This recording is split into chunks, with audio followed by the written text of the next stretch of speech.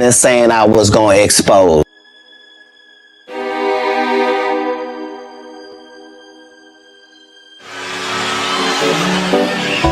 Them superpowers get neutralized like a homely watch inside us. The first artist we once knew was looking paranoid and now spiraling.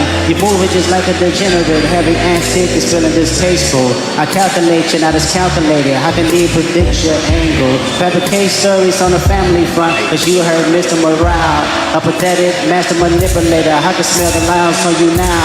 You're not a rap artist, you're a scam artist with the hopes of being accepted. Tommy Hilfiger stood out, but FUBU never had been your collection. I make music that electrify. You make music that pacify. I could double down on that line, but spray this time. Random acts of kindness. Know you're a master manipulator and a habitual liar too. But don't tell no lie about me, and I'm gonna tell the truth about you.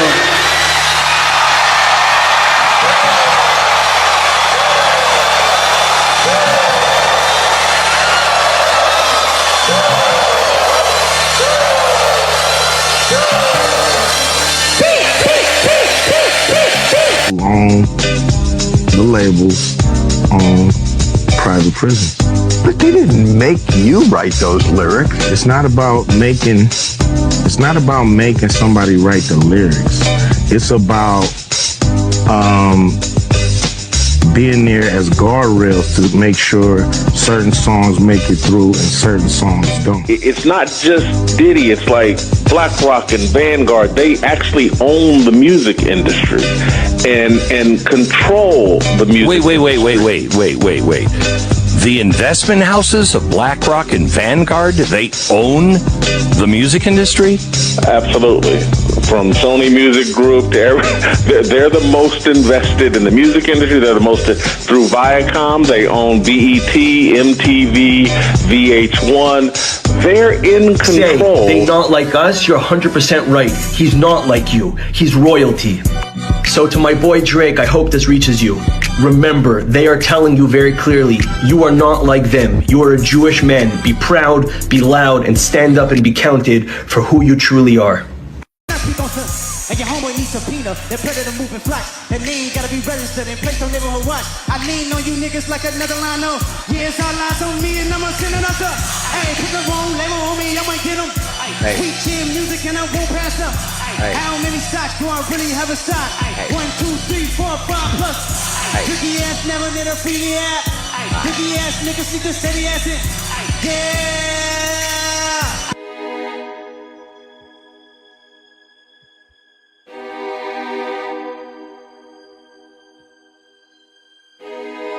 Indeed.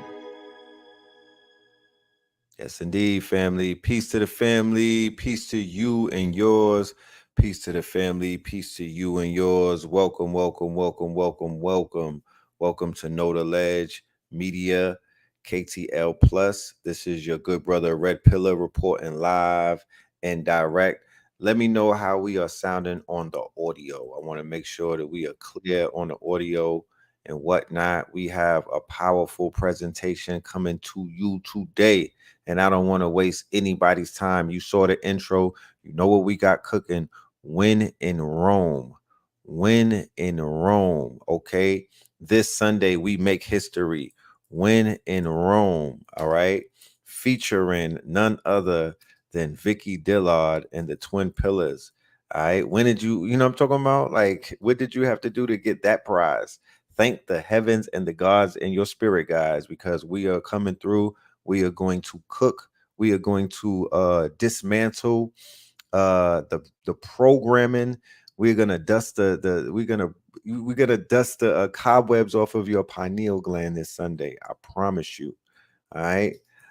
Tonight's show is going to be just a little taste of it. You know what I'm saying? It's just gonna be a little inkling of it. Yeah, shout out to everybody for pulling up. I don't want to hold y'all any long because, you know, time is of the essence. So without any further ado, I want to open up the line for my co-host, the one and only Blue Pillar 44 in the building. Peace to the God. Peace to the family. Peace to you and yours. You are now officially rocking with the best. Yes. We are in the building.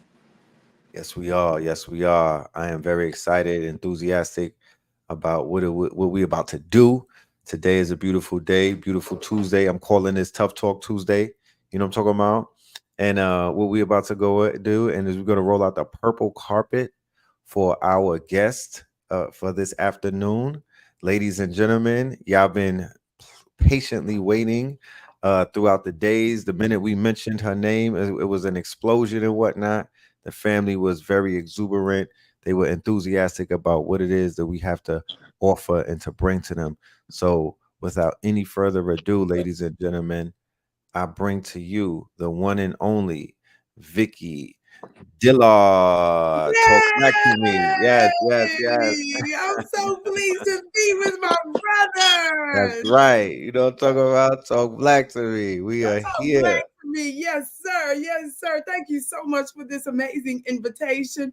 And thank you for your extraordinary patience and peace, and greetings to your beloved audience. It's such a privilege to be with you. Yes. Likewise. Yes, The honor is indeed. ours.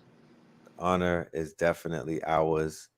I would say welcome back, you know what I mean? Because Oh, this is, yes, we've been here before, you mm, know. We've cooked on, we've been at the stove, we've been in the kitchen together, and we whipped up a few plates, a few classics over the years. come on. And you know, they say that timing is of the essence. Mm, And this time that we are in, this time space continuum that we are finding ourselves in this magical, mystical year of 2024 that mm, has been delivering and delivering and is delivering like Amazon. You mm, feel me? mm, Every day I mm. wake up, it's a new package. Come And on. me and Blue get to, and you too as well. I always keep up with you on IG. You're always unpacking a gift. You're always sharing the presence of the present, the news in its present, Mm, and you're also going back in time and digging up hidden artifacts, hidden truths. You know what I'm mm, talking about? You're taking people in a time machine and whatnot. I mm. saw you in Washington, D.C. I was ready to walk down there and carry on. I'm So glad. saying I was ready to march. I was ready to march the army from the A to D.C. to Ready get to out there march. reparations. I was charged Look, up. Come on now. Dick ready to walk from DC to LA. Mm, We could have made beautiful. it. We could have made it. No. Yes. Bless your heart. There's That's so there's precious. nothing like the divine feminine to charge up the divine masculine. And it's Ashe. nothing like that war call, that call to war, you Mm, mm. know. And when we talk about war, ladies and gentlemen, we're speaking about war on higher principalities. Come on We now. are not speaking of mundane. We're not talking about the gross expression of warfare, physical war. Come No, on. not at all. We're talking about spiritual warfare. We're Come talking on. about war on higher principalities. We're talking about principles. Yes. And when you speak about that principality, I'm preparing a lecture on top of the lecture that we're doing as well, and it's about subtle energy and Mm, energy fields. And sometimes saying Satan get behind me, that's going war. That's war. mm, Sometimes shining of the light is war because you're disturbing the the the the the the irony, the piece of inequity, right? So mm, a lot of things that are non-agreeable, they hide out in the shadows. You know what I'm saying? mm. They hide out in the darkness. They Yes. benefit from not being seen. Yes. You know what I mean? They operate in spaces and places where they're allowed to do things because the people have no idea, they're unknowing. So just sometimes just taking a flashlight and disturbing the peace of the darkness, Come on. that within itself is war. Yes. You know what I mean? Indeed. So Come on. yeah, I want people to have a wider understanding of what it takes. And sometimes it's just as simple as sharing the word. Sometimes it's just as simple as, are you the one that's willing to stand up and say something when everyone else is silent out of cowardice? Not Mm, they don't got nothing to say. They too come on. busy saying it to themselves and their organs. Mm, And their organs don't agree with them because they like stand up and make it be known then. Just say it wow. with your chest as well. And when those things Wow. don't happen, then people's bodies start attacking them, and they start seeing other things fall to pieces because the universe is like, well, what did you come here for? You sign up to get busy. Mm. It's get busy time. Mm. Mm. Come on now. This is so beautiful. And I have to shout out my brothers because you all have been on the front line of both practical and esoteric knowledge for a very long time. And you all are actually the links to some of our legends in the conscious community. And you know, it's easy to take the foundation for granted because everything's built on top of it and it's invisible, right? That's right. And so the work that you all do and continue to do is what's actually stabilizing us in ways that's often unacknowledged, but it's certainly felt and it's seen. And so I just want to thank you all so much for that and for the extraordinary opportunity for collaborating with you for the collaboration of the year. Yes. There's not too many people have the courage to rock with me on this level. From a distance, you know, people will shout you out, you know, they'll say little stuff, they'll try to limit, you know, you in certain ways. And there are a number of reasons and motivations for that, for which I won't go into it, but let me say this. Yes. Let me say this.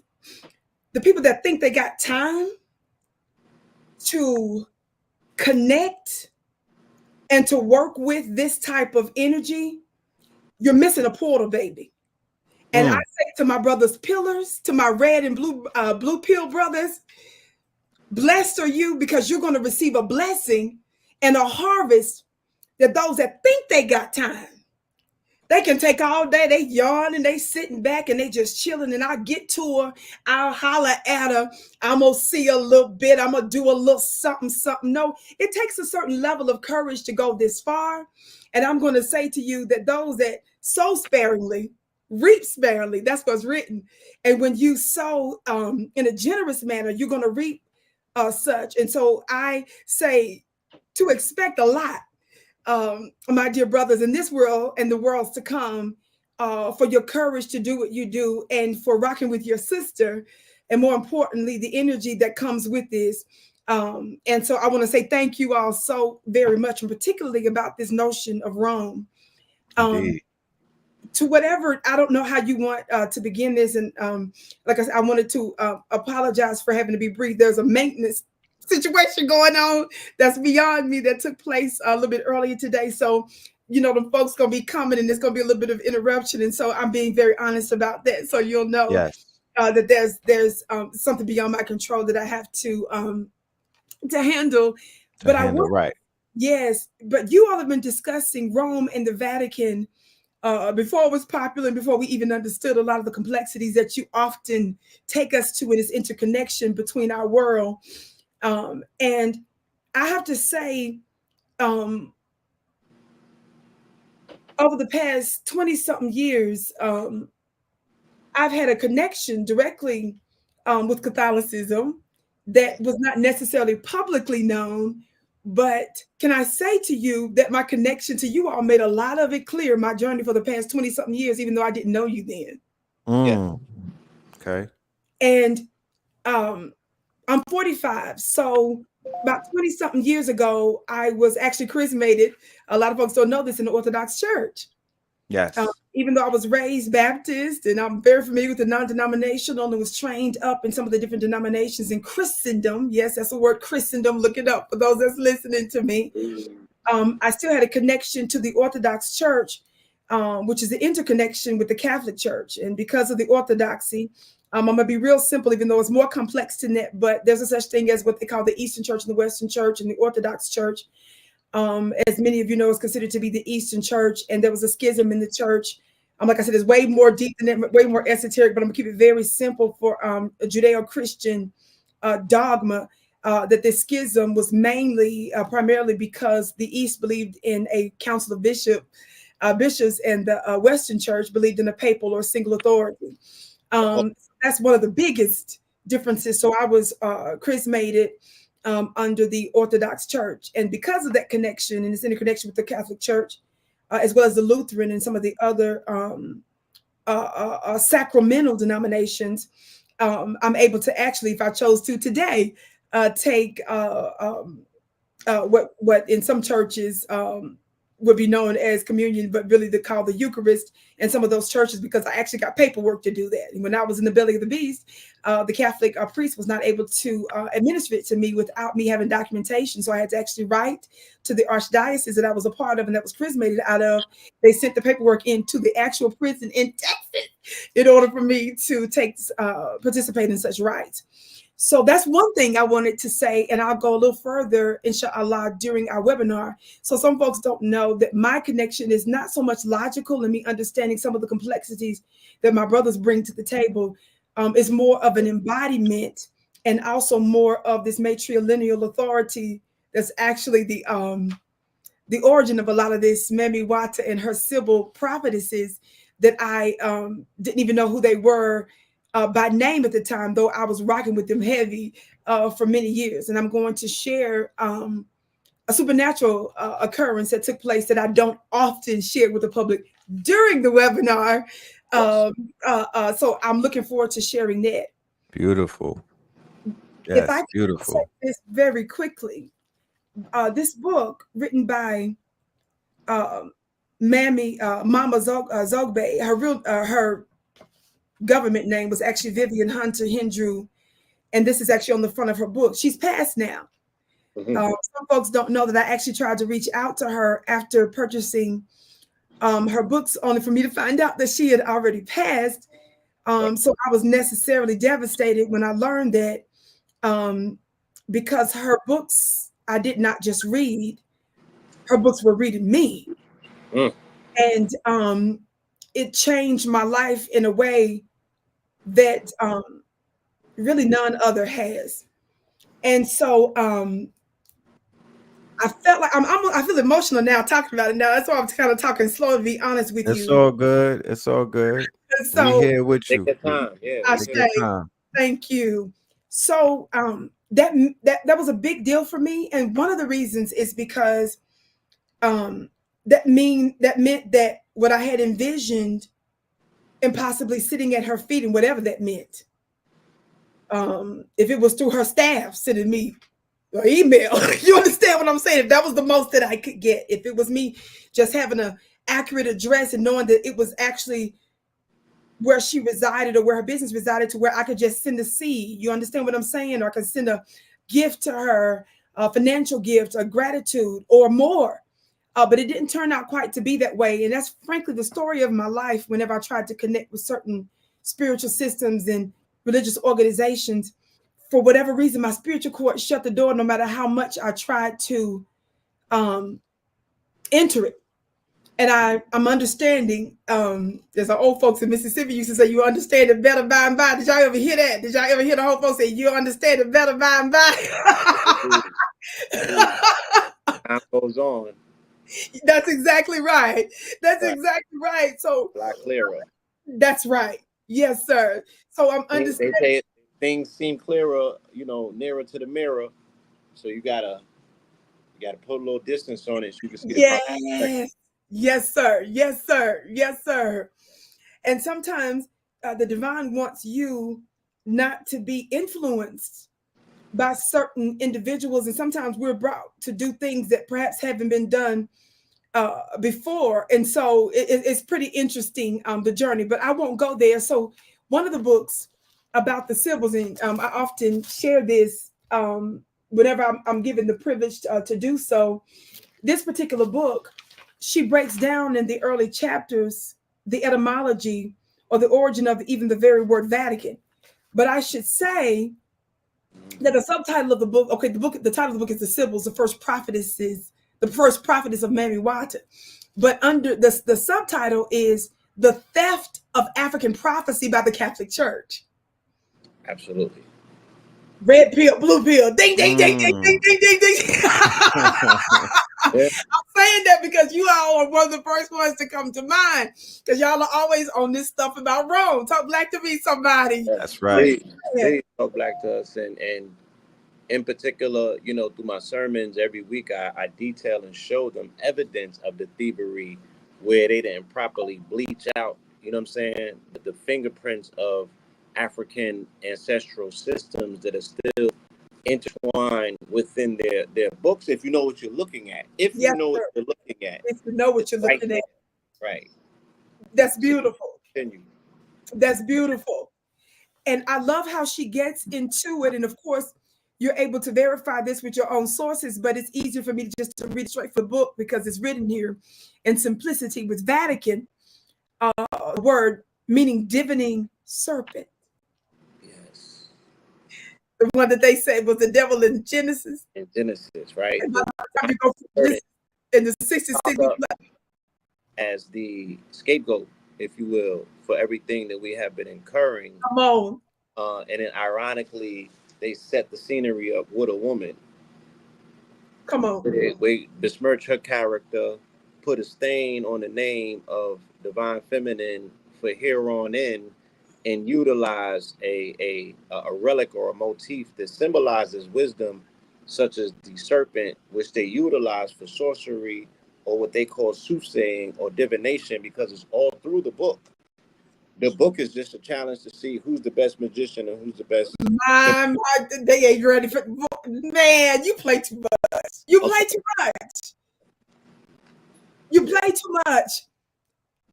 You're exactly confirming what I'm about to say. Vatican, she tells us, is divining serpent, derived from vatis, V-A-T-I-S, which means diviner, and can, the second part of the word Vatican, right? C-A-N, can meaning serpent. That's the part of the word Vatican that means serpent. Vatican City, yes, and St. Peter's Basilica were built on the ancient pagan site called in Latin Vaticanus Mons or Vaticanus Coeli, which means hill or mountain of prophecy. She goes further with the word Vatican, the Hebrew definition, Vatic, V-A-T-I-C. Vatis and Vatis is connected to that word in the family. Number one, a seer, prophet, soothsayer, diviner, divination, what you just said to the T, yes. Number two, soothsayer, to act covertly, to use hidden arts, that's what that means, i.e. magic, to practice sorceries, mysteries. And three, a diviner means a witchcraft, tell fortunes, fortune teller, bewitch, to consult the spirit of the dead, and to practice magic. She gives us that as a preface to let us know that the actual geographical location upon which what we know today as Vatican City, St. Peter's Basilica, is actually the region in which these very Black prophetesses were prophesying. And we must understand that the Dorian or white-skinned folk that inhabited those areas of Italy and Greece and Rome and so forth and so on, weren't those initially, it was us, right? Because we're the people of the planet. Yes, yes. The entire planet belonged to us. So before they were there, we inhabited those places. So that is a big deal.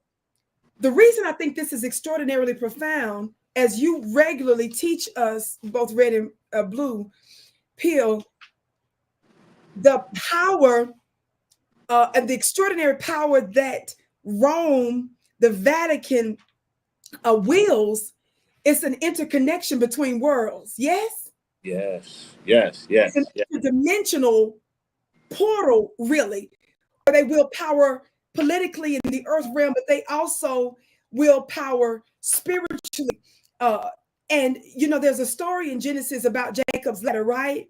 Yes. And the story, which I actually have a ladder on my altar, I had especially made, a wooden ladder that I had specially made with rungs on them. And that is because we're told this esoteric story about Jacob, where it is said that as he lies sleeping, he dreamed about this ladder. It said that reached to heaven. And it talks about how the angels of God were ascending and descending on it. Y'all remember hearing that Sunday school story? Absolutely. Yes. It's interesting because the order of it's written is that the angels were first ascending, right, and descending on this ladder. Yes. And it said that this ladder reached to heaven.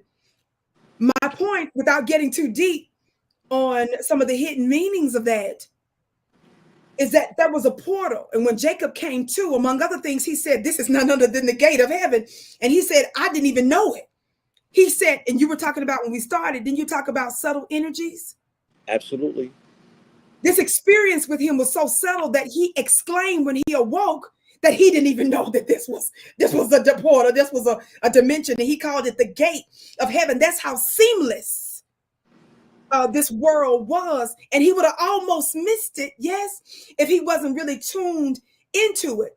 And so if this notion of what we come to know as angels, it said we're ascending and descending, that means that they were what? They were dwelling in this realm, yes? Yes. Right. Because they were ascending and descending. And this divine, this one that we call God, it says, was here at the top prophesying to him. My point is, I want us to see that there's this interworking between the worlds, and there's a way, you see, to travel between them. And you all help us to do just that. And this, I want to say to you in a way, is what I would like to talk briefly about on Sunday, that our mothers, these very Black prophetesses, they were known by many names, Ishtar, Isis, and among many, many other different monikers, hundreds, even thousands, some would say. But the general term was Memi Wata's Sybils. I want to let us know that these women were able to call down the gods from the heavens. They were able to prophesy on earth, and they were able to raise up the dead. They were able to pull multiple worlds together, these women, right here. Somebody say the Vatican. Look, yeah. And this is the reason, as it's written, and we prove in no limit of time, and our brothers already told us, we see these very Black, ancient, and African traces. Didn't you just tell us that? We can see that throughout the text, yes?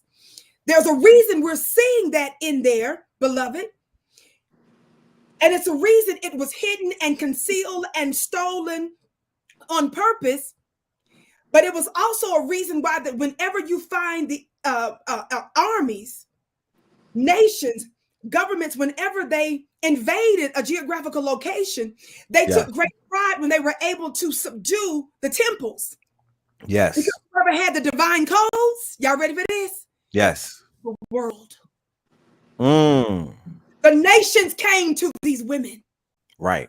And we're going to prove that in no limit of time as we reference even white world leaders that not only wrote about them, but they forced them to come to prophesy, and many of them would make no major decisions without consulting them. And we see one example who they believe to be a Black Sybil in the scriptures, who we call her prophetess Deborah, and also the witch of Endor. Deborah, right? Yes. And Deborah in scripture, in the Hebrew text, it says that she was a judge during her day. And it says that she would judge under a particular tree. And she had her family, she had her maidens. But it says that she had already prophesied to one of the military leaders some time back that there was a specific time that he was supposed to get ready to go to war.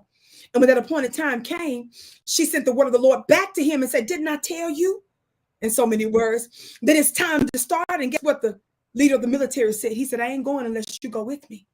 When I grew up, the preachers used to say that he was a weak man because he refused to go to war because this woman wouldn't go with him. And she prophesied to him, I'll go with you, but a woman is going to get the credit and the glory. But there was another woman that ended up murdering one of the top enemies that had everything to do with their particular invasion. But I won't go there right now. I'm just simply trying to say to you now that this is important for us to discuss the power and the importance of the Vatican and what that has to do with us. Because in the state of the world today, there's actually something we can do about it. That's right. You teaching and you preaching. And you are the reason, and this is the reason why we cannot do this without you. There's no working our way around this. We have to go directly to it. And we have to go with the woman by our side, not behind us, and not in front of us, but beside us at our advisor, because she is the seer based on her ability to access intuition. And what's the name? Don't not to cut your wisdom. Please don't forget. I want to make a parenthetical point. What's another word for the Vatican? Holy See. What, sir? The Holy See. No, So, they're gonna think I'm making it up. Would you say it just one more time? The Holy See. Now take it. Now finish what you were gonna say. I'm gonna hush now. Let's think about this anatomically, so I could drive your point home and make it plain. If we think about the Vatican, right, anatomically, think about a navel button. The navel button dips inside of the body, and it gives you an idea that it gives access to an inner world, which is your insides. but the navel button is accessing to the outer realms of the world, the surface of it, because the navel is right here. But it was connected once to an invisible umbilical cord, right? That connects you to something that they say is no longer here, but mitochondrially, you are your mother, and you're always going to be your mother, and you're always going to have that ethereal connection. So if we say that the Vatican initially was the mound upon which the women did the quote-unquote prophesizing and the soothsaying, and they are connected indelibly to the cosmos, I'll give you another cultural reference. Think about Minority Report, where the precogs had to lie, the twins, right? It was 3 of them though, but the precogs had to lie in the shallow, right? They wasn't laying in the deep of the water. They were just laying in the shallowness of the water. And then they had to go to the precogs. They was the proverbial oracles of Delphi at the time. And then all oracles, they say what? They sit at the top of the mountain. So they're speaking about an aspect of ascendancy, right? An aspect of ascendancy. You don't go and see them necessarily. Even when they say you got to go see them in a cave, you still had to mount the mountain to go to the cave. Facts. So there's an ascension protocol that was understood about femininity. Hence the fact that they said that you put her on a pedestal, she got to be up here. She don't hang out like at you know, in the lows of the trolls. You feel me? You put her in a tree like the cat to protect her, because she has access based on what? The fact that she has stronger iron that rejuvenates itself every 28 days. Her intuition is stronger. Wow. So she Can I add on to? The downloads come through her intuitively. You deal with logic and reason. Once you get the deciphering, then you run an intent to make sense of it, right? Here we go. She'll give you a son, and then you want to mold the son into what you want the son to become. But she did the whole molding. It's the same thing with the ideation or the ideas or the intuition or information that comes by way of solar winds that she connects with first, because her magnetic field goes out further because she has stronger iron. Okay. Add on,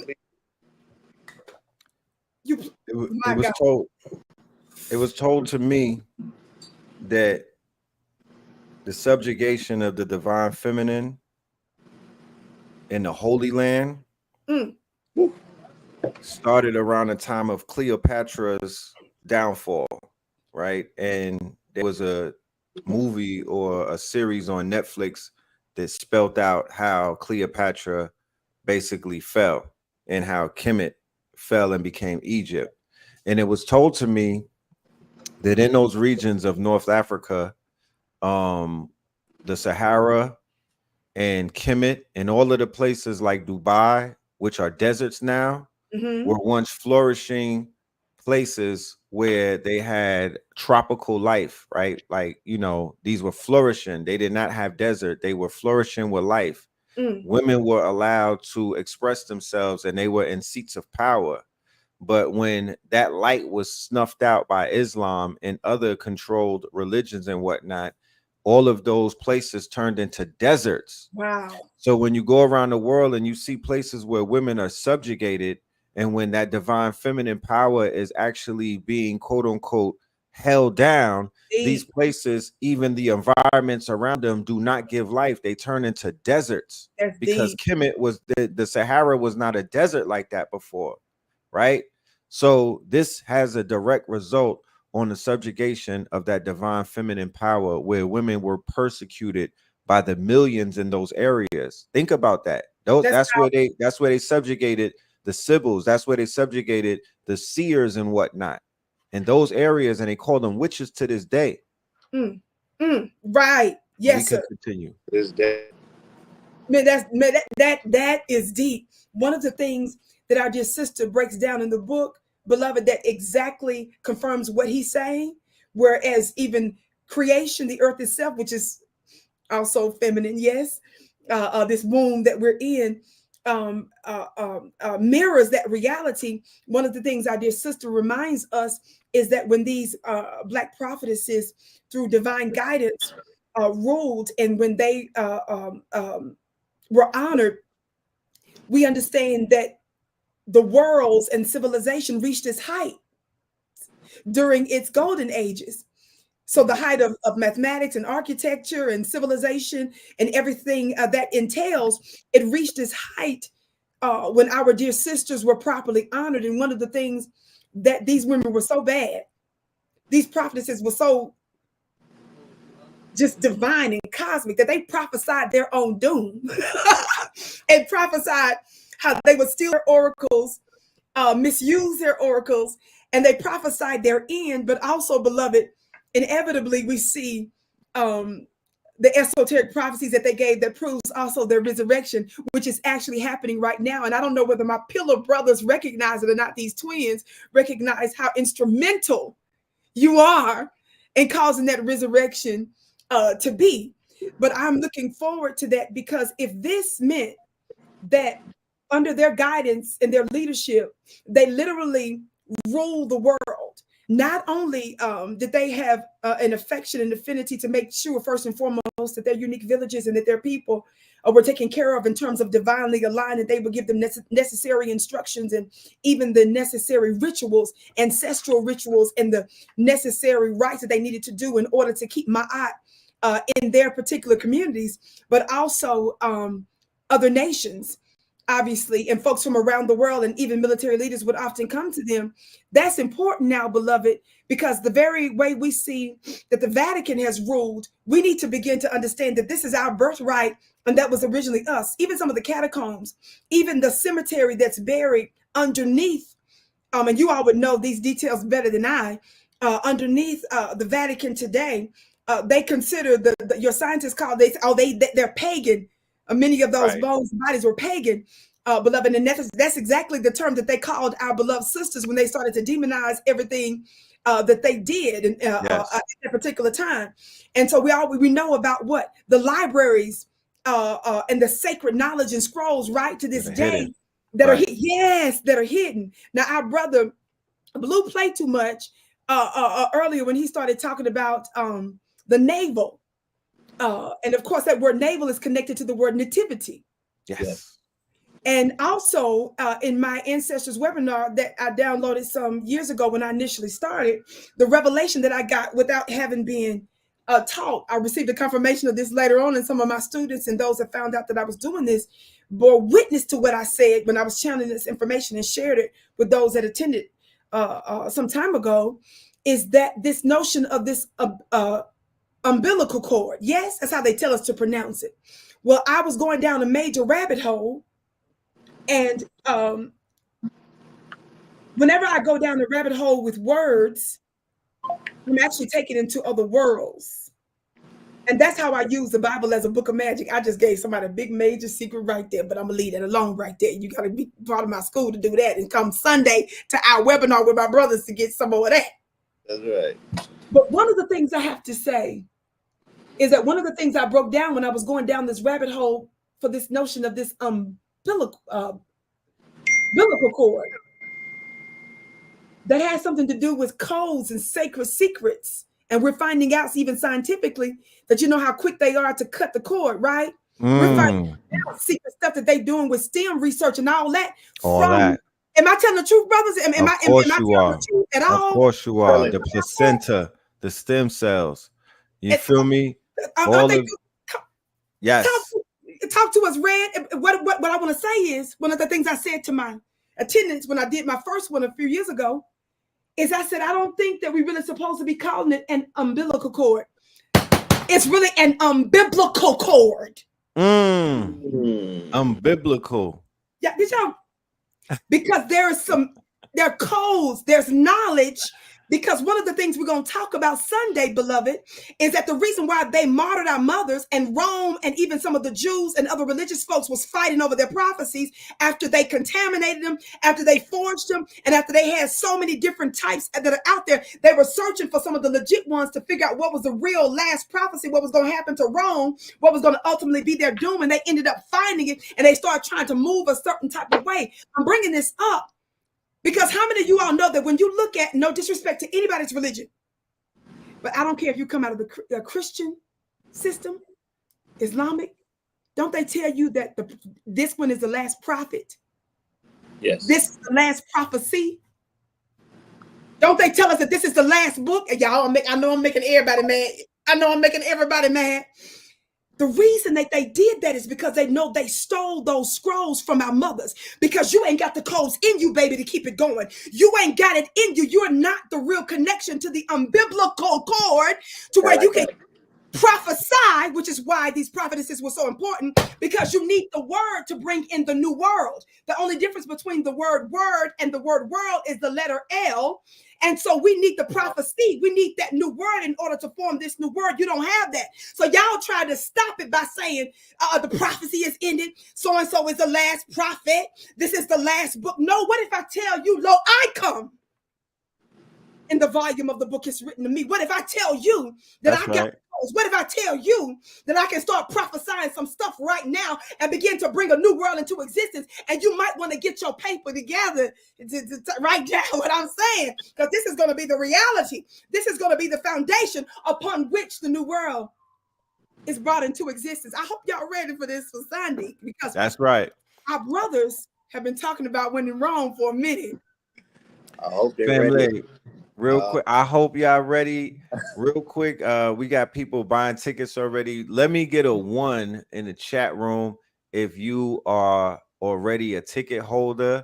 And for my Instagram family, let me get Vicki. Put Vicki in the chat if you want to get tickets for what it is that we about to do on Sunday.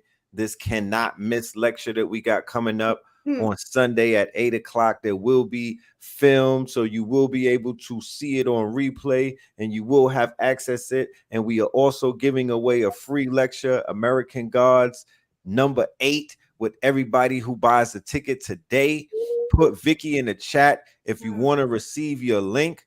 You will receive a DM. It will come courtesy of Red and Blue Pillar and Vicki Dillard. It also has a discount code inside of it, because we care about y'all and we feel like making your day today. You know what I'm talking about? And we need you to get this information. Yeah, Let's go. Let me share. When I typed that name in my notes just now, it wasn't even no spell check attached to it. The umbilical cord, it didn't self-correct. It didn't spell check. That's a word. It remained as is. The AI didn't even attempt to quote unquote. You better talk your talk. Real talk. You better talk your talk. Real talk. Look, I'll show people like it didn't even. You know what I'm saying? That's deep. That's deep. That's deep. Even AI. Even AI know. Come on now. Even AI know. And I want to make the AI know. Even with the Jewish people who ran with, our ancestral identity. Yes. What they held fast to is that it is matrilineal, right? That you can only be gang and part of that situation if it comes through the mother. Why? Because they said the ancestral information has to be passed on mitochondrially. Facts. Right? So they understood that you got to be born through that matrix. Because the actual word matrix exists in the mitochondria. If you Google it and look it up, there's a blue gooey substance called matrix that exists right inside of the mitochondria. Hence the fact that the root word of matrix is Ma. Yes. The mother of the matrix, Sophia Stewart, and the fact that her name is even Sophia, right, means that what? She's the goddess of wisdom, right? The Sophias were the Sybils as well. Say that again. The Sophias were the Sybils. Say that again. The Sophias were the Sybils. Do you know my Orthodox name that I was given by the bishop is Sophia? See? Y'all playing too. They gonna think we making this. Did we talk about any of this though before we got on? We ain't talking about that. Red Pill, tell the truth. Red, you on mute. They gonna think that we was doing all this before we got on here, y'all. They could think it was well rehearsed. They were like, nah, this is all from the spirit. Come on now. Right? So, again, Sophia being the quote-unquote Greek archetype of the mother of wisdom, the mother of it all. She would be Gaia and a bunch of different, she would be all set, if you will. right? We are in the season of Cancer, heading towards the dog days of summer, which starts on July 3rd. So as we inaugurate this conversation on June 30th to inaugurate and bring in the Jason months, nobody stands up and says that the Jason months begins with the Heliacal rising of Sirius, which means what? Mama's home. Wow. And if Aquarius Maximus says that if melanated people were a astrological sign, we would be Cancer, right? Cancer deals with emotions. It deals with the waters, but it's also the sign that inaugurates summer. We're children of the sun, right? And separated by an ocean. We got family over there. We got family over here. And people pulling their hair out trying to figure out who they are and what version of themselves they want to identify. I'm all of it. Wow. Through my blood and through my veins, as well as our little cousins and stepchildren and all of that. They all came. They came with me in my back pocket, though. Come on now. I had them in my little pocket. You know, they got the 5 pocket joints. You got the little pocket where you put your little spliffy at. Yeah, they was all here. And when jeans washed, they came out with the rings. And now they running around here like they own the place. But them is my children. Yes. So, yeah, it's nowhere we haven't been. There's no people that we have not given birth to. You know what I'm saying? And it's all in the symbolism, right? They could scrub the writing out of they could burn the books, but they can't get it out to stone. Come on now. And it was written in your bones. It's written in this DNA. And like she said, that thing that's just so natural and ancestral to us, the fact that these women would go to sleep, and we talk in the 60s and the 70s and wake up with numbers. Come on now. And create whole economies. Do you know that the underground economy in New York was worth $1.8 billion before the New York State came and created the lottery out of it?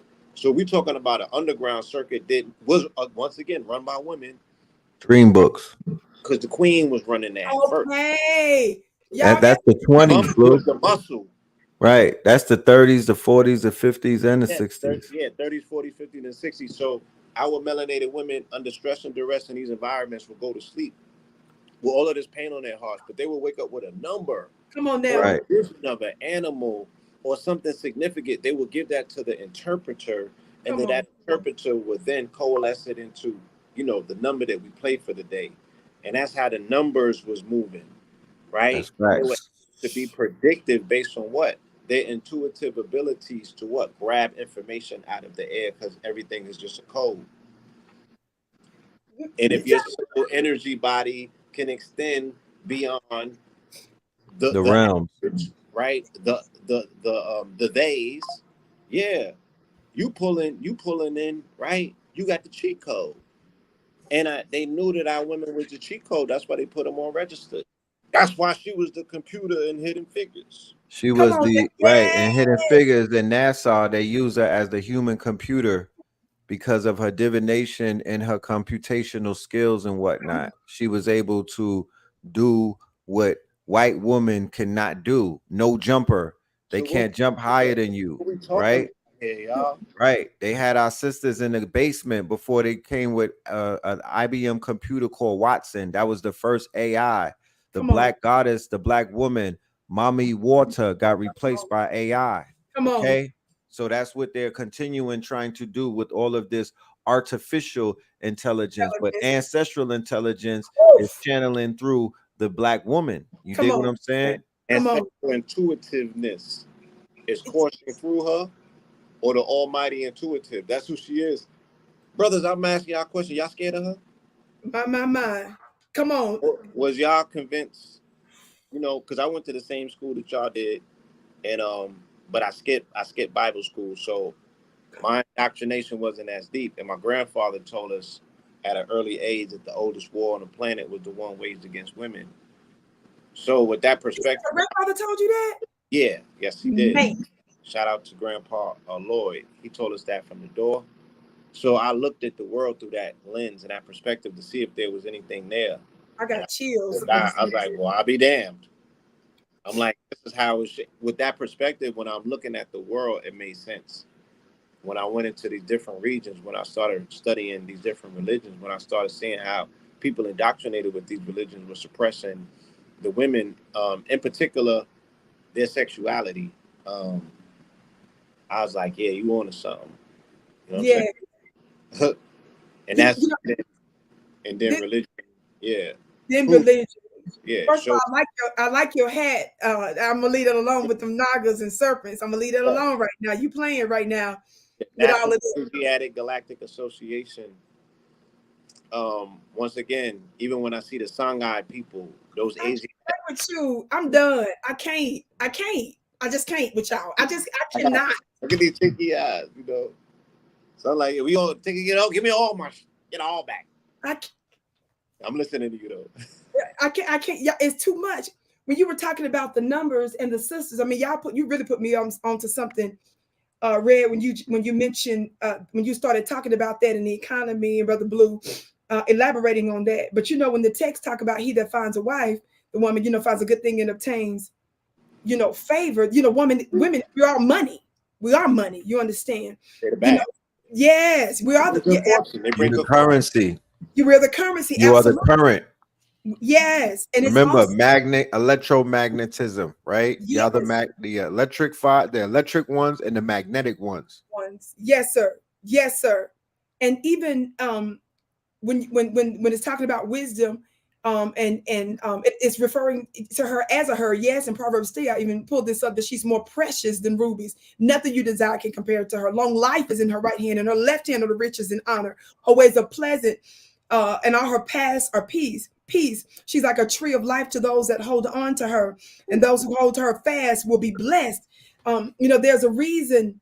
And you and I have talked about this before when we talk about, and I don't know if y'all remember this, we were together once and we discussed the etymology of the word husband. And we found out that word husband is actually its origins, its etymology, it's an agrarian word where they would call like your farmers and that agriculture in general, husbandry. Yes.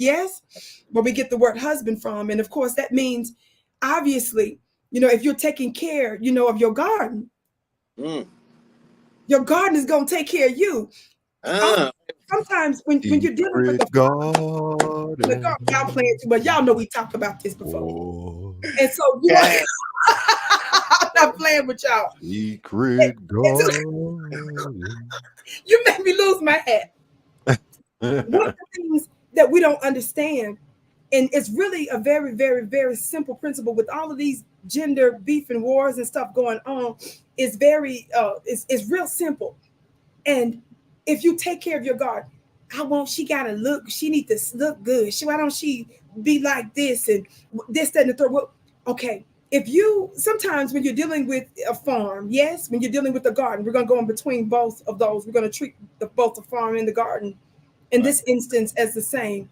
Sometimes you have to make sure as the husband, because remember the word husband from husbandry, right? An agrarian word. Sometimes they're enemies to that farm and that garden. Yes. What does the farmer do? He protects, right? Right. Sometimes he may have to erect a fence around that thing. Yes. Yes.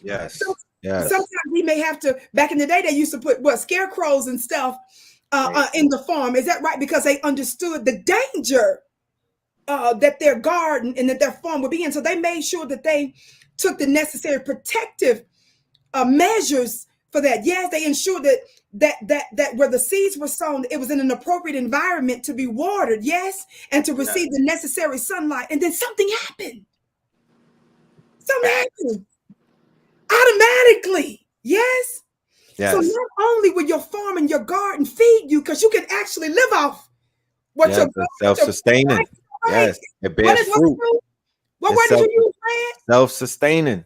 What did you say? Self-sustaining. And watch this. But also gardens tend to be real beautiful, don't they? They are beautiful. When they're well kept. Yes. Naturally beautiful. But doesn't the farm and the garden provide a certain environment for life for you? If you just what happens to you when you're in an environment of plants and gardens? Does that affect? Y'all help me with this. Y'all the scientists here. Tell me what it does. It's a euphoric feeling that overcomes you. You are automatically at peace. I never seen nobody have an argument in a garden. You know what I'm saying? And it automatically it activates something in you where you're just indelibly tied into nature. You have an appreciation for creation, because aesthetically, a beautiful garden, again, it's gonna do something to you, right? And it's gonna take you a place where you not buy a ticket to.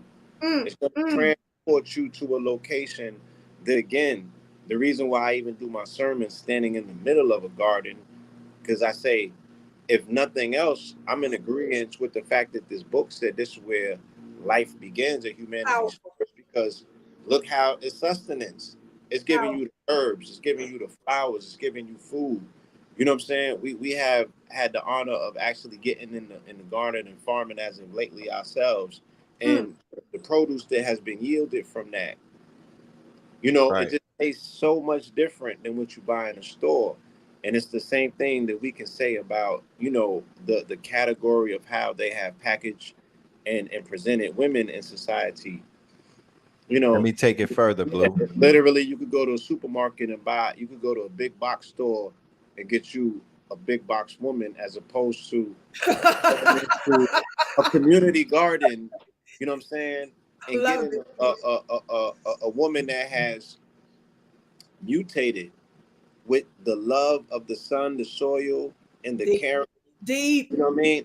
Meaning that the produce that we have been able to yield as of lately, it looks like it has been pumped up with GMOs when there's been no pesticides used. There's no GMOs. This is all about the sun. This is all about the soil. This is all about water. This is about the love and the attention. And the seed. And the original seed. I love that. Right? That is going into the ground. And what it is yielding, you feel me, is something that supersedes what they tell you that you've been able to do. That's deep. And you said the seeds, but people don't even understand how to seed seeds. That's right. I'm gonna leave it alone. Can I add on?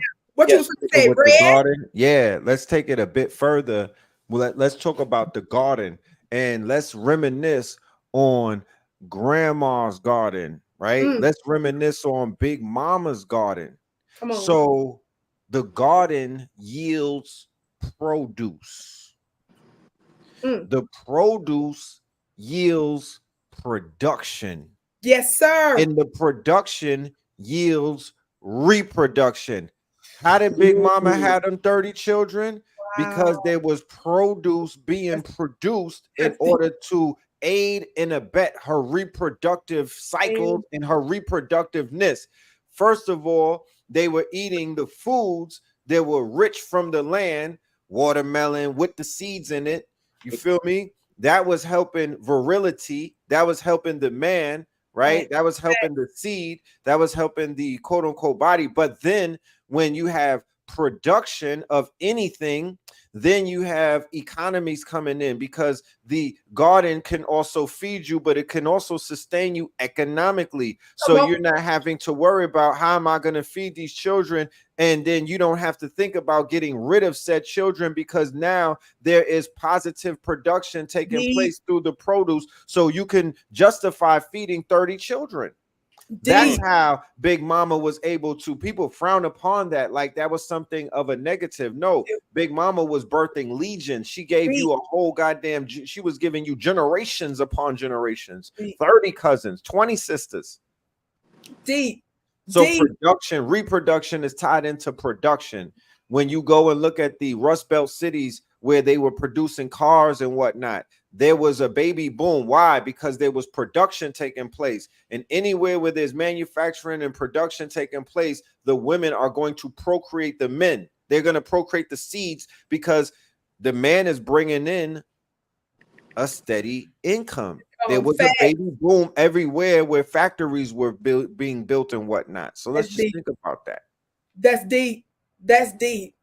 That's deep. Can I say one thing that one of the ancestors that came to me that was not my blood ancestor, when I started my ancestors webinar, George Washington Carver. This is connected to everything you all just said. Y'all, you know where I'm going. You play too much. You understand what I'm saying? Do y'all understand what I'm saying before I'm saying what I'm saying?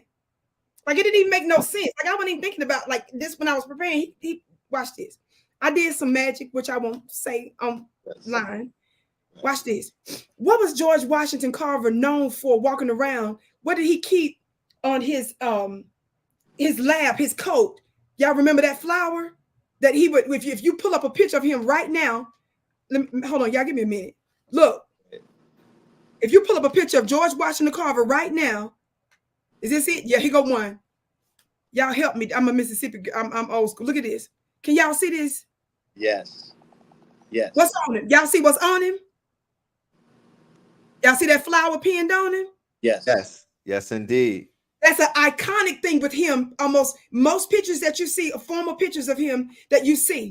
So I started looking. I'm like, what am I talking about from Mississippi school? My mom and grandma and them taught me about the. I mean, what am I talking about? Thinking about this man, a few years ago when I started my. What am I thinking about? I did my magic. Watch this.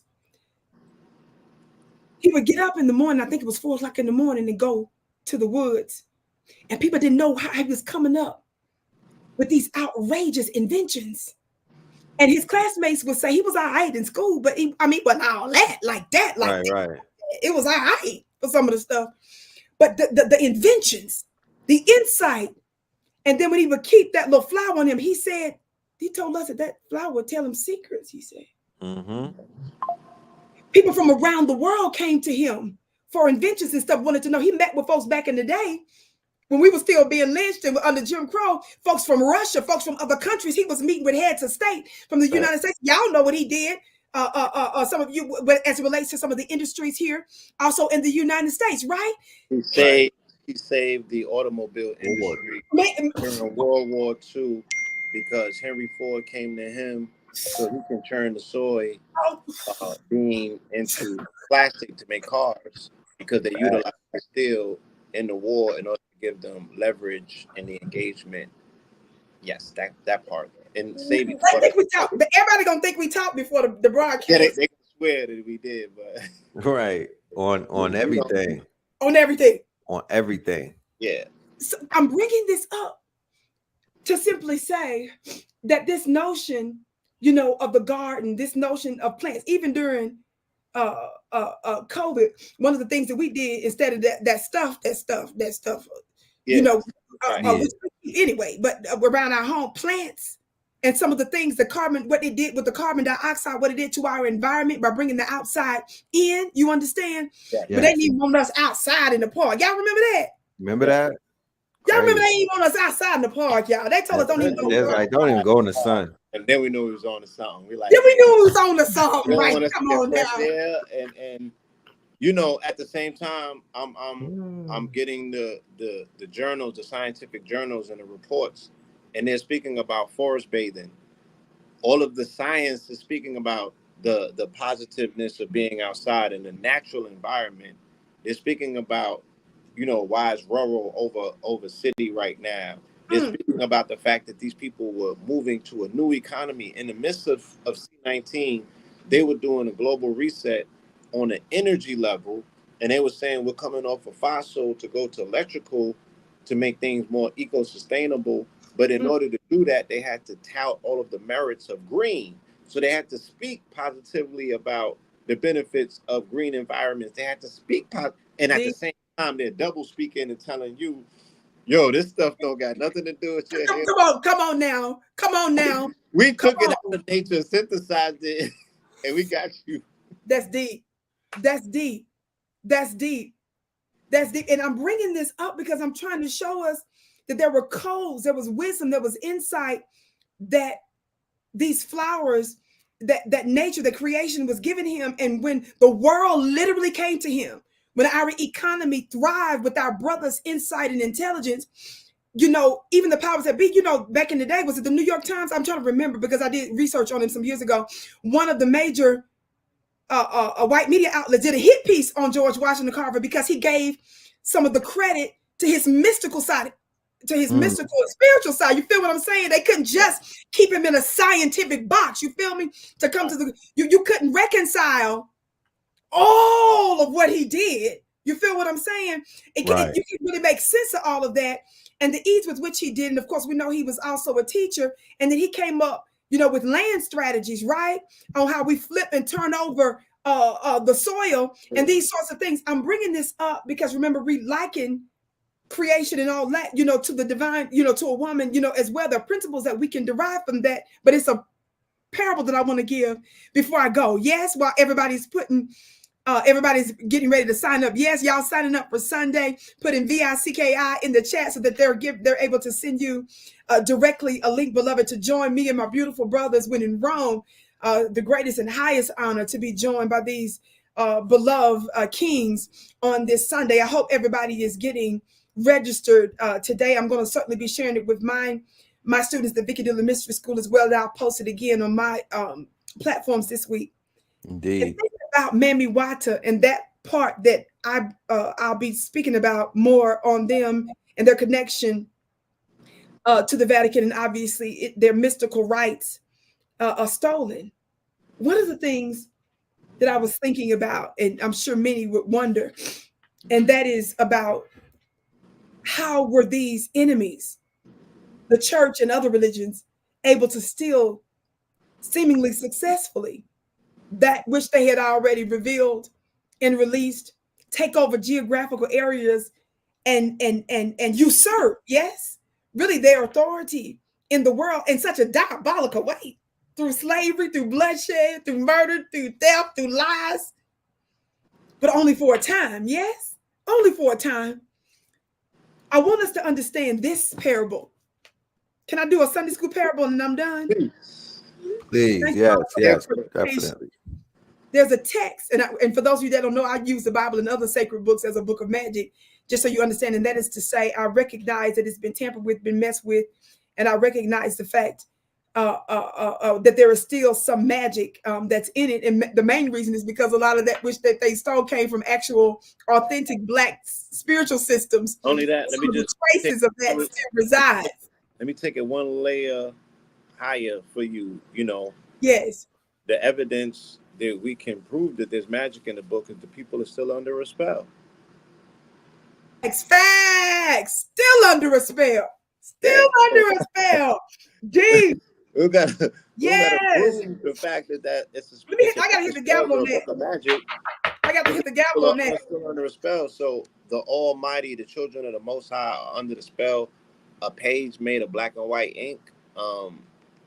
Yeah, that's one hell of a spell. So yes, sir. It needs the attention that we're giving it to chip away and to undo the spell. Facts. Because you can break spells by casting new ones. Yes. And again, the book was made for that. So don't be so puritanical that you get in your feelings because I said that. That's exactly right. There's 45,000 denominations of Christianity. On, which means that somebody gave themselves permission to interpret that book in a way that benefits them. Facts. I've just been sitting here asking if we in the book, can we get a melanated version of it? Is that accurate? I love it. I love it. Yes, sir. Yes, sir. Yes, sir. But it goes back to that biblical cord, and the code that's already within it, and us being able to activate those things, and back to that whole notion of, lo, I come in the volume of a book. And this Jesus that we say in the book of Revelation, which, by the way, those first 7 churches, this book argues the fact that those were actually Mami Wata, Sybils temples. They were the ones that were actually persecuted, but we're going to leave that alone for now.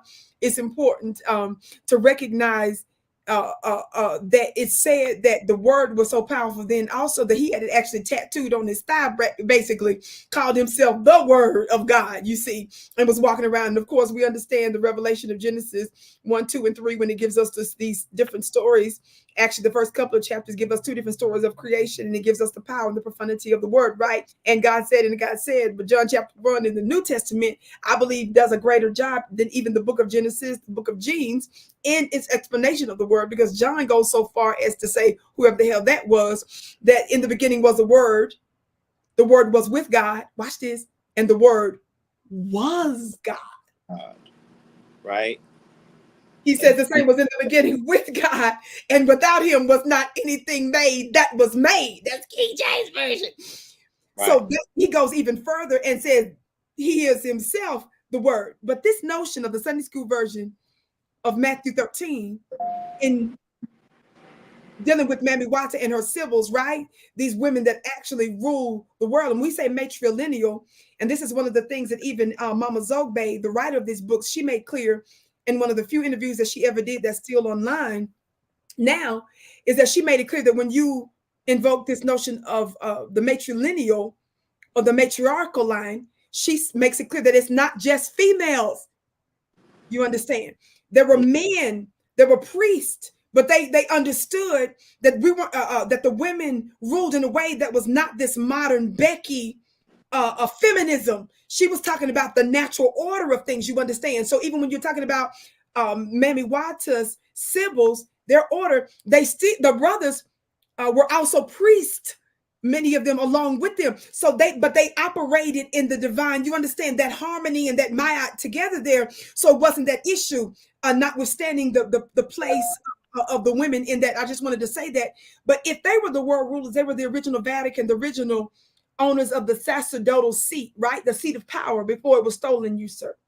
And I've already told you that they prophesied their own doom. And really esoterically, I say the resurrection. Yes. Which is a little bit of what I want to talk about on Sunday, that being retaking the Vatican See, what was actually ours, that Holy See. Yes? Yes. So there was the story. And I was thinking this, okay, so them folk were allowed to actually steal their magic, that high seat for a time, but we see that their world is coming to an end. And what's 500 years? What's a few thousand years when you're the ancient of days, though, right? When you really think about it, millions upon millions of years old. You know what I'm saying? It's a blink. It's a blink. A pit stop. And it's a dense timeline, so people have a tendency to feel like it existed for thousands upon thousands. Right. Has been done in the last 100 years in terms of technology. So that just gives you an idea of the depth of what those 100 years represent. That's good. A statement just now, and they said that they can break all spells. And again, stop giving negative connotations when you hear the word spells, because you have to, anything that's entraining your subconscious is a spell. You want to know what the most powerful spell is? I am. Come on now. Deep. I am. Yes, sir. Yes, sir. And I'm loving these comments also, by the way, because your audience is certainly tapping in deep to the energy that we're in. I'll say this, and I'm going to get ready to run, beloved, if I may, while everybody is registering for Sunday. Yes, Matthew 13 gives an interesting parable. And I want y'all to keep this in mind about Mammy Wata's Sybils, right? And the original holders of the seat, and us, this notion of retaking the Vatican seat, this is what I'm saying, versus this modern Rome, this thief that's in place, right? So keep that in mind while I'm reading this, okay? This parable, this story. It says, another parable he put forth unto them, saying that the kingdom of heaven is likened unto a man which sowed good seed in his field. But while men slept, his enemy came and sowed tares among the wheat and went his way. But when the blade was sprung up and brought forth fruit, then appeared the tares also. So just for those that don't know, tares is an old English word that just basically means it's a tare is nothing but a weed that looks like wheat.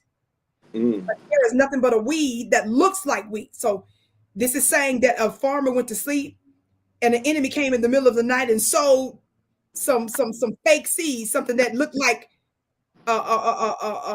wheat, but it was actually what's this known as a tare, right? So I'll continue. So the servants of the householder came and said unto him, Sir, didst thou sow good seed in the field? He said, didn't you just sow good seed in the field? These are people that's a part of his household, right? It says, from whence then hath it tares? How in the world did these weeds come up with what we know we sowed were good, legit wheat, right? Watch this.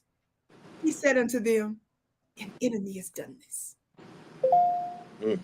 The servant said unto him, will thou then that we go and gather them up? He said, okay, these fake seeds, these tares, these weeds that look like wheat, they've been sown amongst the real deal. You want us to go pull them up? Watch what the householder said. Watch what the owner of the house said. He said, nay. That's a King James version. That means no, right? He said, nay, lest while ye gather up the tares, ye root up also the wheat with them. Let both grow together until harvest. Y'all ain't ready. Are y'all kidding what I'm saying through this? Let both grow together. The wheat and the tares, right? The real and the fake. He said, no, don't go pull him up. But what did the owner of the household tell us before I go further? He said, an enemy has done this, right? Done this, right, yes. He's clear that this is an attack, that something was sown, a seed was sown. I hope y'all catching this. But he said, don't remove it though, because you don't want to disturb the legit roots of the wheat, right? Watch this. Let them grow up together until harvest. Right. And in the time of harvest, I will say to the reapers, gather ye together first the tares, the fake ones, bind them in bundles to burn them, but gather the wheat into my barn. I want us to understand that even though Mammy Waters' symbols don't seem to appear in the way they once used to, the remnants of the real deal is still among us, and we're in harvest time. We're in harvest time, which means, as it's written here, he says, since it's harvest time, I want you to take that fake wheat, the weeds that look like wheat, the tares, and I want you to bind them up and burn them. Yes. And we're going to leave the real deal. So I want us to understand that Mammy Watson, her Sybils, and our authority, beloved, that's all us. And yeah, it's not lost, it's not gone, baby. It's harvest time now, and there's getting ready to be a separation. Yes. Yes, that's right. We're in extraordinary times, and God knows, Goddess knows we need it. Why? Because look what's happening around the world. Remember, I told you that they were divinely aligned to where they were able to receive insight to solve the problems of the world. That's right. This is why it's important to us. And remember, I told you that Mammy Waters' Sybils did not abandon their villages with wisdom and insight, but they also gave insight and guidance to the world. That's the reason why this is important. And when our brothers have been sowing the seed when in Rome for a long time, y'all been dropping this knowledge about Vatican for a long time. And guess what, pillars? Stuff up. How? And stirring some stuff up. And stirring some stuff up. But it's harvest time now. It's not just a webinar. Like, don't think that we just be talking about the Vatican and the Vatican don't know that we talking about them to a degree. Facts. There's real repercussions to things that are being said. Oh my gosh. You don't know who we're looking at. Sometimes we don't know who we're looking at when we look at ourselves. So it's not, we can't even blame you for it.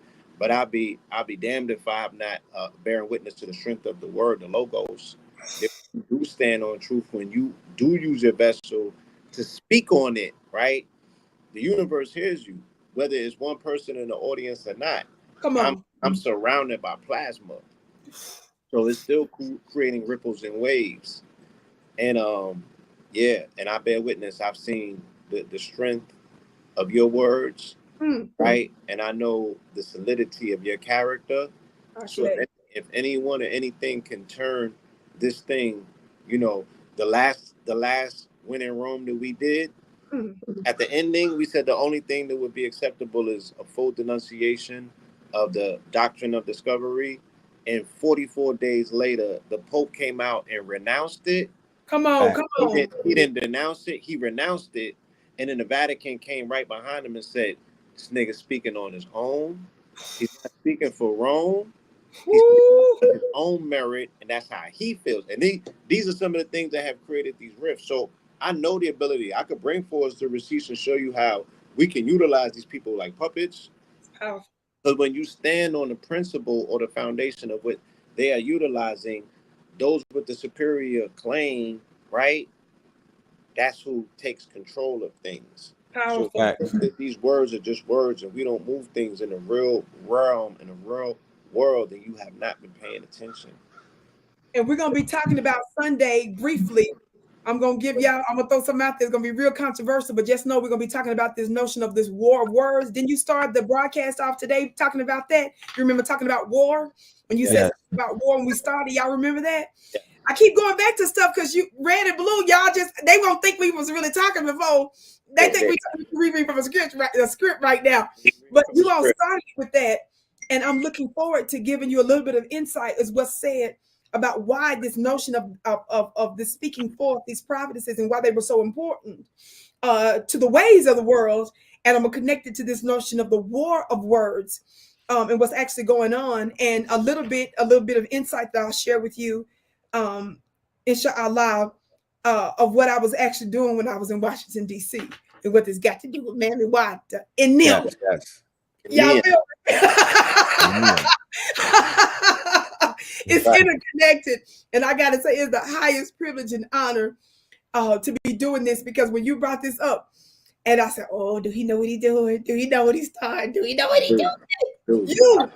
Yeah, I want us to go all the way up so we can come all the way down. And I know that we got to implement the missing element. You know what I'm saying? And yeah, we bringing Vicki with us, y'all. So that part. Let them know. Let them know. You know how they do that smack competition? They be putting the pad on their hand and be like, brace yourself. You know what I'm saying? You might want to get a prosthetic side of the face. Smack my. It's about to go down. And you know, and again, the rewards of righteousness is the season that we're in. Ashe. We are watching the reaping of the rewards of righteousness. You know what I'm saying? And you're standing on the truth. You feel me? I don't want to be like that. I just want to be right now, because telling the truth is hurting a lot of people's feelings. I'm like, whatever, so be it. You know what I mean? So you gotta take up that soul contract with, you know, those confined structures like religions and things of that nature that people have tethered themselves to, not to make any judgments. I'm just saying, make way for the truth. Make way for the truth. And the truth going down Sunday, y'all, when in Rome with Red and Blue Pillar. And I'm so honored, Vicki, to be joining them. This is really going to shape some things. I'm going to say this, I promise you, I have to go right after this. But we're talking about knowledge and word, right? Something happens differently when you make an investment in word. You understand that? When you make an energetic exchange by investing in yourself for stuff like this, the development of that word happens in a greater way. It's not just logic. It's not just head knowledge. It becomes experiential. It becomes an embodiment of the word. And you begin to manifest differently because of this exchange that you make. One of the things that I was thinking about, and I almost lost my point on this when I was going to make this other point. I literally just lost my point, this word that I wanted to say. Right. You were speaking about the word still, the investment in the word. Yes. Right. I just lost the point that I wanted to say, but I'll leave it for now. I'll leave that particular word for now. But it's so important that you make that particular investment, fam. And what we're going to be. Oh, thank you. You brought it back. Classified information. Thank you. When you said that, that's when it brought back the word classified. In our when I was saying, you know, why is classified information so important? I was starting to research a lot of it. Do you know that they make classifications? You know, classified information is so important. We know that you can go to prison if you access it, get it, or if somebody breaches. Knowledge is so important. Certain types of information, right? Of knowledge is so valuable. And then, yes, they just let the man out of jail from WikiLeaks, Julian Assange. How prophetic is that? How prophetic is that? Talk black to me. Yes, they just let this man out of jail for 150 months because he had access to classified information and had the caucasity to share it. Come on now.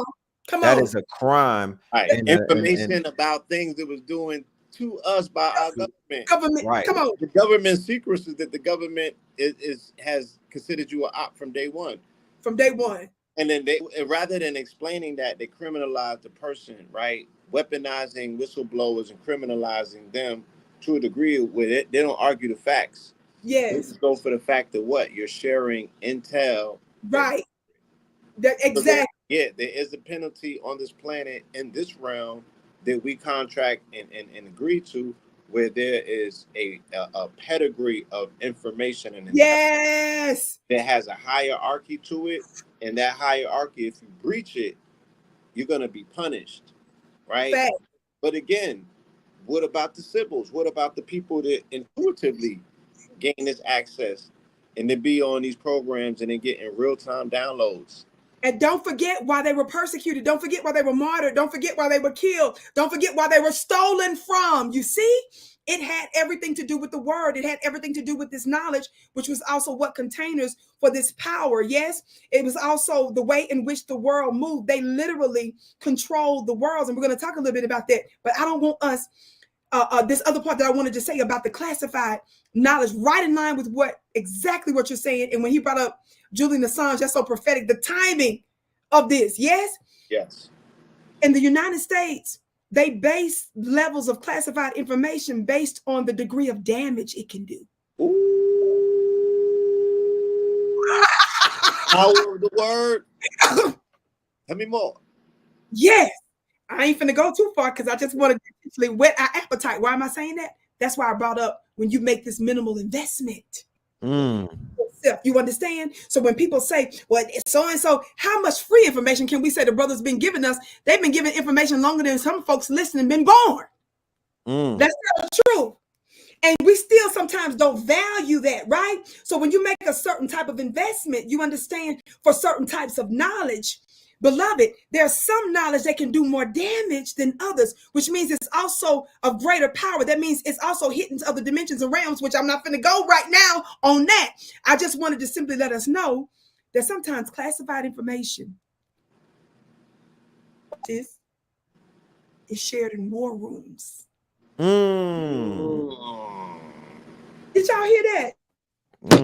Damn. Classified information is shared in war rooms. We're going to go in a type of war room Sunday. That's right. War rooms. But see, y'all, they're going to think we talk. But see, y'all, this anyway. This just regular.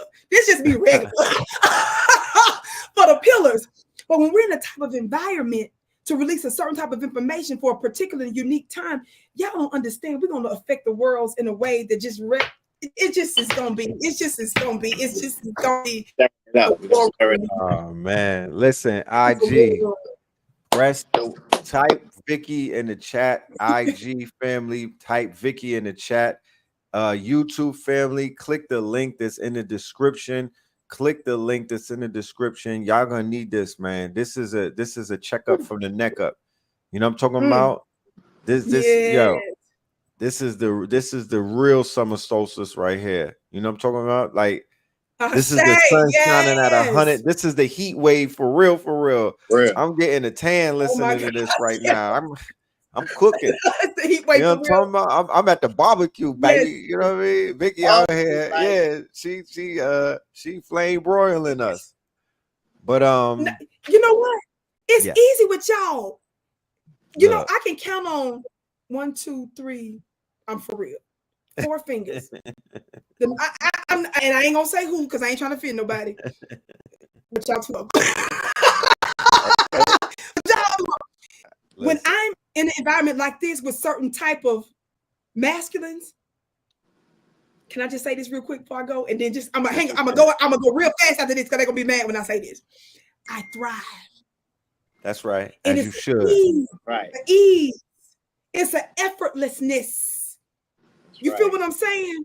Because I'm welcome. There's not any unseen kind of stuff that's going on that makes it difficult for me to flow. You feel what I'm saying? That's right. You between the pillars right here. It's considered a negative ionosphere, but not negative in a negative way. Inside of a negative ionosphere is where thought is manifested the fastest, right? This is like waterfalls in the beach and whatnot, where it's hot, where the ionosphere is charged up. Circular environments as opposed to square ones. These negative ion environments that attract positive things. I got chills with y'all saying that. We don't want to do anything other than edify your existence and your being and allow you to be the Vicki that we have all known to love, which means, you know, releasing you on, you know what I mean? Releasing you on as the guardians to be like, yeah, we got you. You know what I'm saying? It looked like a fair one, but she's tearing like 1,000 it up at once. But I can't thank y'all enough for seriously. There's an ease and there is a flow, there's an effortlessness, and there's a joy that comes with it. And guess who benefits when you can flow? Guess who benefits? Everybody. everyone, everybody. You're cool. Yeah, indeed. Thank Everybody you all benefits. so much, and I can't Thank wait to you. see y'all Sunday. Y'all ready? I'm ready. Yes, I'm I'm ready. ready. Yeah. I'm so excited. I I'm thought so I was ready until today. Now I'm ready. You feel me? I'm ready. Red. I'm about to go put some elbow grease into this presentation. I could do 100 more push-ups and Real quick. I'm gonna throw this flyer up. To show the family what they have to look forward to. The Jason months are July, August, September, October, and November. And even that's deep, man. That's right. And it will begin the day after we do our lecture. Deep. What Red Pill, with the twin pillars, red and blue, and Vicki Dillard will be doing is we will be broadcasting, we will be prophesizing, we will be letting you know what the next few months, these Jason months, what to look forward to and how to prepare yourself divinely, how to protect yourself, how to cover yourself, how to utilize information, right? As a weapon. Like you said, we will be in the war room, strategizing and properly preparing ourselves so we do not get caught up in this theater of war and the theater of politics and what we call psyop, psychological operations. It won't be me. You will not take you will not have room in my head, free real estate inside of my head or my heart based off of the fact that I am uninformed.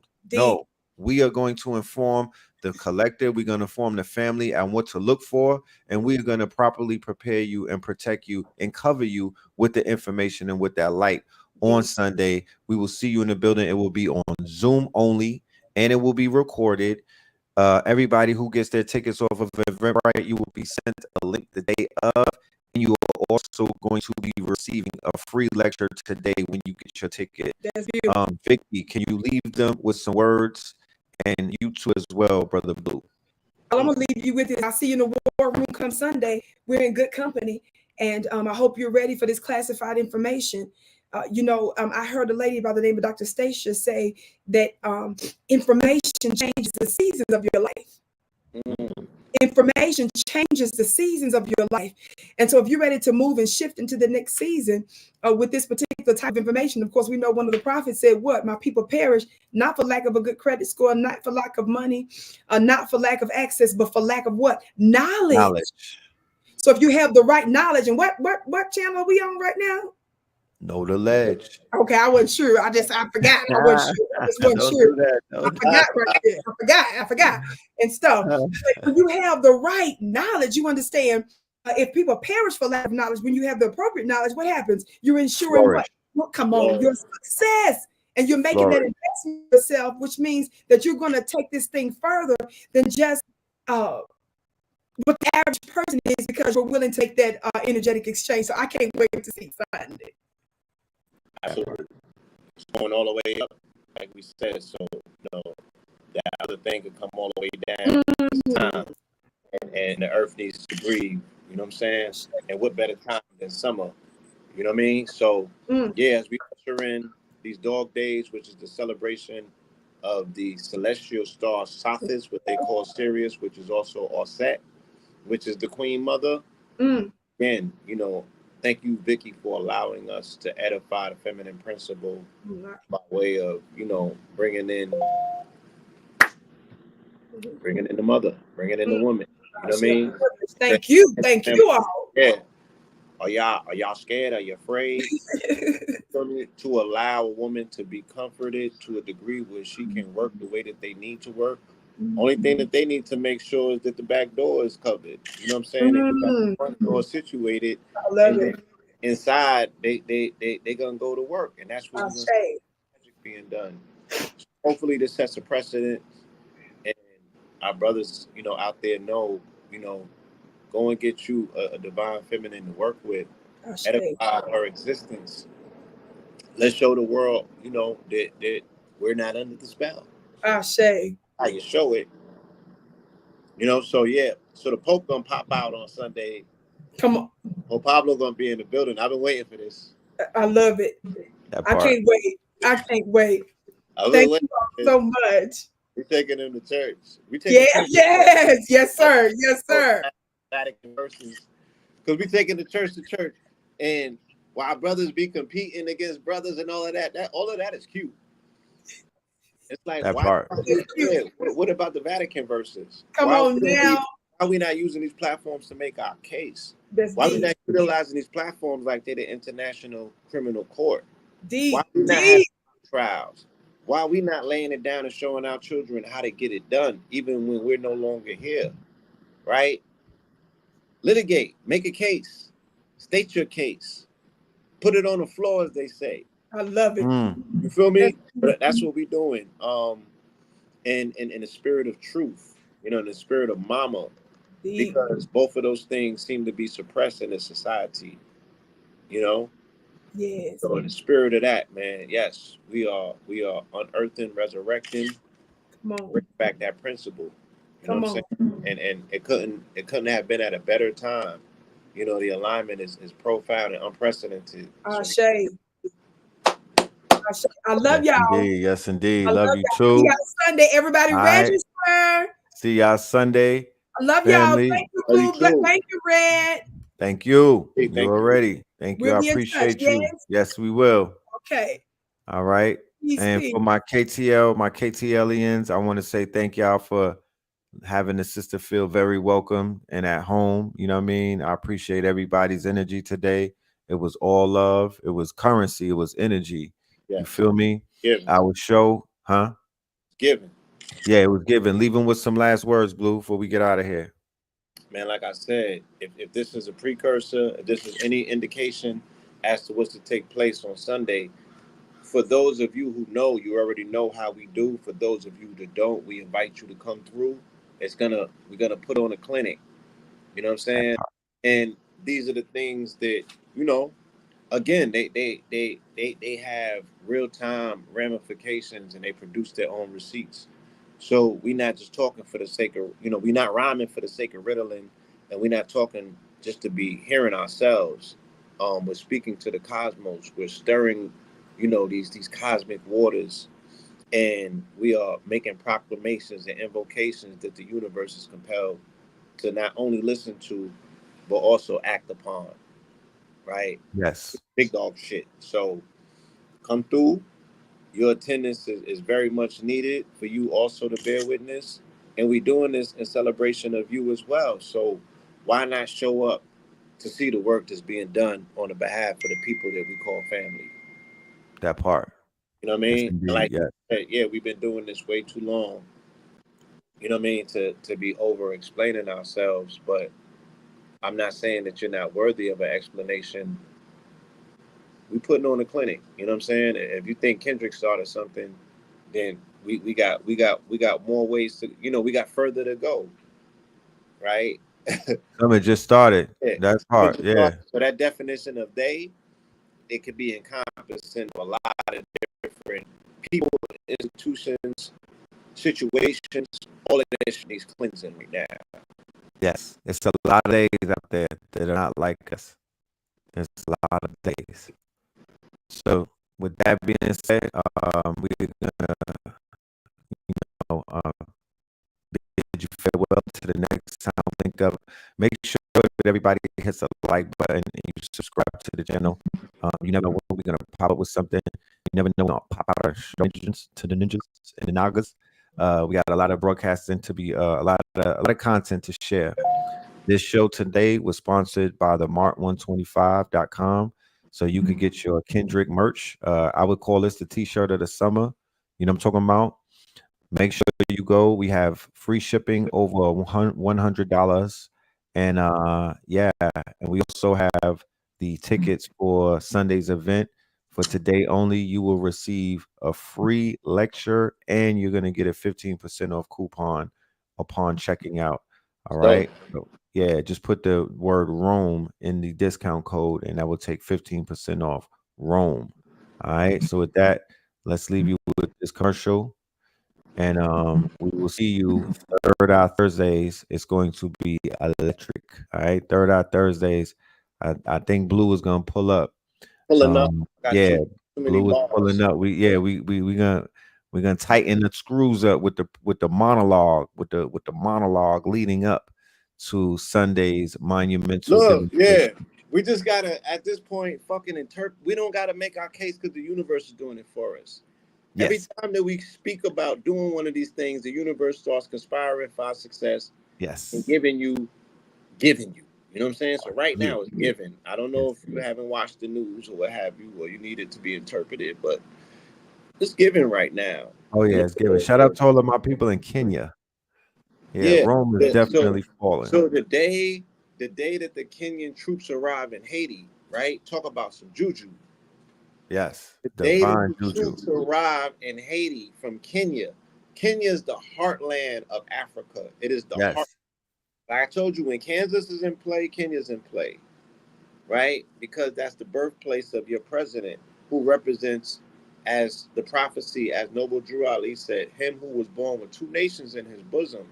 Yes. Right? His mother was from Kansas, from the heartland. His father's from Kenya. The heartland of Africa and the heartland of America makes an individual that you call Obama, the 44th president. You feel me? And they said that his sister was even involved, and she got hit with the tear gas and all of that. Tear gas, yeah. So automatically bringing him into the conversation, you know what I mean? Like, we don't shoot in the dark. Everything is a layup, you know, and we'll go deeper into the deciphering of what that means specifically. You know, what role does Kenya play into this? You feel me? What role does African play? what role? You feel me? They just made Kenya a partner in honorary, right? An honorary member of NATO. They put them under the deodorant. It's a global stage that's being set for World War III. Some people said it's already happening. They're wilding in Russia right now. Oh, they are wilding out. Specifically based on what? The religious persecutions. They killed their pope over there. Yep. A bishop. A priest. They ran down on a bishop. They Spanked attacked mosques. They're attacked in synagogues. All 3 religions is at play right now. Facts. You feel me? The whole situation is at play on the eve of when in Rome. So, you know what I'm saying? Like, I don't know what else to tell you, family. You know what I mean? But I wouldn't miss this if I was you, because it's going to be a clinic. You want to see it in real time, you know? And, yeah, like I said, I'm bringing the Pope out. So, we go. We go. Yeah. So yeah, family, you heard it first, you know what I mean? And we will see you in the building. Third Eye Thursdays right around the corner. Hit the like button, hit the share button, and leave some comments. You know what I mean? Talk black to us. All right. So love and light to the family. And yeah, I'm about to go cook up a commercial because there's a lot of new content out there. So we'll pop that out on Thursday. But thank you everyone for your time and your support. All right. Peace. Exposed. I came in this business saying I was going to expose.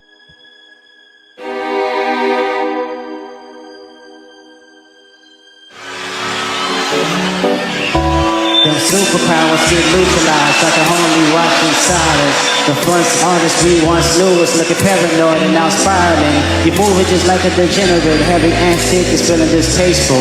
I calculate you, not as calculated. How can we predict your angle? Fabricate stories on the family front, cause you heard Mr. Morale, a pathetic master manipulator. I can smell the lines from you now.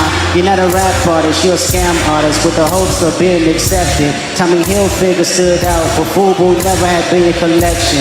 I make music that electrify. You make music that pacify. I could double down on that line, but spray this time. Random acts of kindness. Know you're a master manipulator and habitual liar too. But don't tell no lie about me, and I'm gonna tell the truth about you.